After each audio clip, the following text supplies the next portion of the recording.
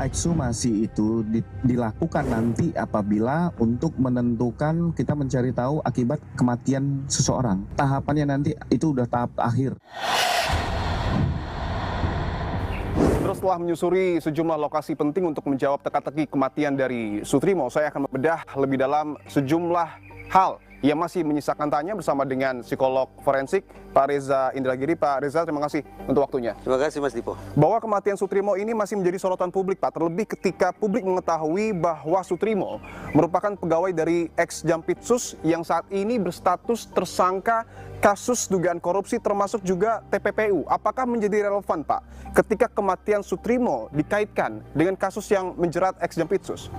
Dengan kata lain, perdebatannya adalah apakah meninggalnya Sutrimo merupakan peristiwa yang terisolasi, yang terpisah dari peristiwa-peristiwa lain, ataukah meninggalnya Sutrimo merupakan peristiwa yang memiliki mata rantai dengan kasus-kasus korupsi yang sudah menersangkakan FA gitu kan ya.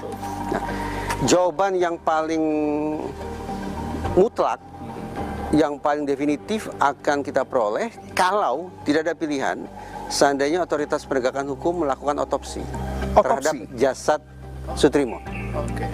Karena dari otopsi itu akan bisa dipastikan 1 dari 4 kemungkinan Sutrimo meninggal dunia. Kemungkinan pertama natural, alami. Mungkin Sutrimo memang mengidap penyakit keras yang tidak kunjung sembuh sampai akhirnya kehilangan nyawa. Yang kedua adalah kecelakaan atau accident. Kita bayangkan seseorang tengah melakukan suatu aktivitas tanpa dia duga, tanpa dia antisipasi, dia masuk ke dalam situasi yang berada di luar kendali dia. Kemungkinan yang ketiga yaitu suicide. Keempat adalah homicide, seseorang meninggal akibat perbuatan orang lain. Kemungkinan yang ketiga tampaknya bisa kita kesampingkan, bahwa Sutrimo meninggal akibat kesengajaan atau niat dia untuk mengakhiri hidupnya sendiri, itu bisa kita kesampingkan. Tinggal 3 kemungkinan. Dari 3 kemungkinan yang tersisa, yang pidana cuma 1, yaitu ketika bisa diyakinkan Sutrimo meninggal akibat perbuatan orang lain. Itulah pidana. Kalau Sutrimo meninggal akibat yang satu ini, berarti homicide, berarti menjadi isu pidana, isu penegakan hukum, baru relevan otoritas kepolisian masuk lebih jauh. Tapi apakah artinya, kalau berdasarkan penjelasan dari Pak Reza, bahwa ketika polisi ingin mengetahui apakah kematian Sutrimo ini wajar atau tidak, termasuk juga apakah ada unsur pidana atau tidak, harus dilakukan otopsi, tidak bisa tidak? Tidak hanya bisa lewat obrolan, lewat asumsi, tapi lewat pembuktian saintifik. Atau Kapolri sendiri kan yang selalu mengatakan Polri melakukan investigasi dengan pendekatan saintifik.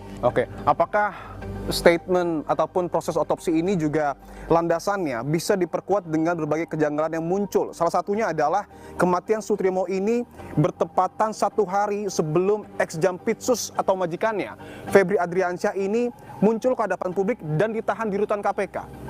Dari jarak waktu, memang kedekatan antara peristiwa itu memberikan alasan bagi kita untuk bernalar ada tidaknya kaitan antara peristiwa meninggalnya Sutrimo dengan langkah berikutnya yang akan dijalani oleh FA selaku tersangka korupsi. Itu satu hal.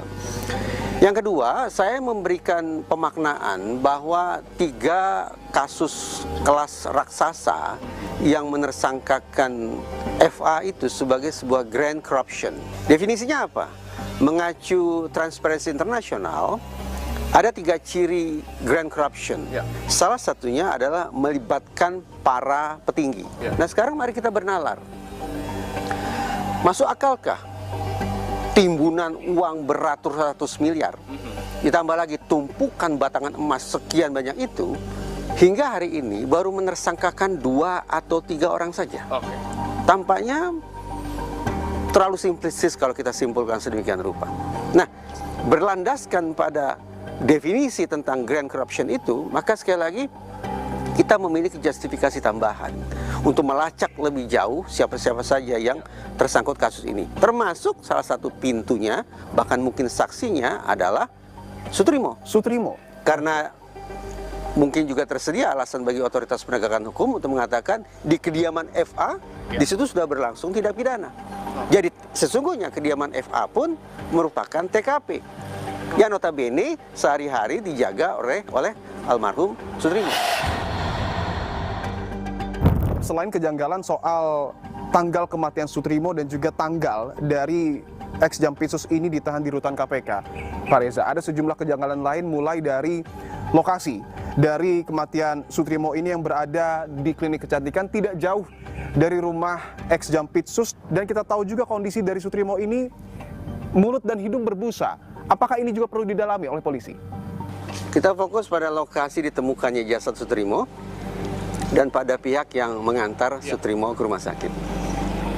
Maksimal 2 poin itu maksimal hanya akan berfungsi sebagai petunjuk. Petunjuk sesungguhnya tidak terlalu mendesak otoritas kepolisian untuk melakukan langkah lebih lanjut. Berbeda kalau itu statusnya adalah bukti. Nah, kita pindah bicara tentang mulut berbusa.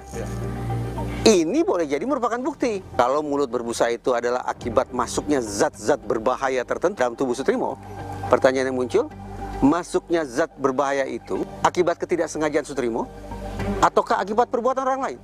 Ya sederhananya meracun Sutrimo. Pidana kan arahnya? Tapi apakah ketika memang betul ada dugaan ini, besar kemungkinan ada pihak-pihak yang ingin melakukan obstruction of justice? Hanya kalau bisa dipastikan bahwa Sutrimo meninggal akibat perbuatan orang lain, maka disitulah baru relevan kita bicara tentang kemungkinan obstruction of justice. Karena pemaknaan obstruction of justice adalah perintangan pidana. Tapi kalau Sutrimo bisa dipastikan meninggal bukan akibat perbuatan orang lain, berarti bukan homicide, maka tidak relevan bagi kita bicara tentang obstruction of justice. Namun begini, kalau saya pribadi, kita sedang menyoroti mega korupsi. Saya memilih untuk berpikir tanda petik overdosis ketimbang berpikir di bawah dosis. Artinya, saya akan menempatkan kecurigaan, kewaspadaan, bahkan hingga derajat tertentu paranoia semata-mata demi memastikan terungkapnya kasus ini.